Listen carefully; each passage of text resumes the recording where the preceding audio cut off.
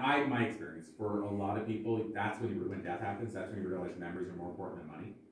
And so, and it goes both ways. There's people that, when that happens, the way they deal with it is, how much money is there? Like, there's a total, and I try not to judge that, because there's every side.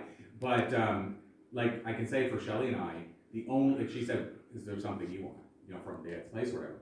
And I said, the only thing that comes to the top of my head is we bought him 2 Elvis bobbleheads type things.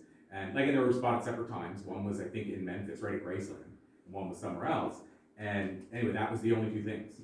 Like, that meant more to me than, like somebody could say, well, I wonder in the will, is there money for me? None of that stuff means anything to me. But those 2 Elvis things mean a lot to me. So again, that's a time when you realize the rest doesn't matter. For me, it's the memories that I had. And the memory for me is that what made me think of it is when you said, like functional, he only wanted to have functional stuff in his place. Like, his place was super ultra clean, and he only had stuff that he felt was functional. So it's hard to buy a gift for somebody like that, by the way. And one of the things that I had so much pride in is our bLU Talks books and some of my other books. That was the books he had in his bathroom. His bathroom reading was all those books. So it meant a lot to him.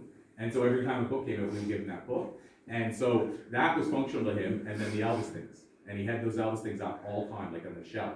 And so that's why it meant a lot to me, because it meant a lot to him. And then one thing for Shelley was my mom bought him this lamp, and he never shut it off. When got it from my mom, like 4 years later, it was right beside him, and he never shut it off. So Shelley, that lamp was important to her. More than anything, she needed to get that lamp because of the fact that she saw it every day when she went to see. So it's just because we're in the moment of it right now. Like, grief is such a wild thing.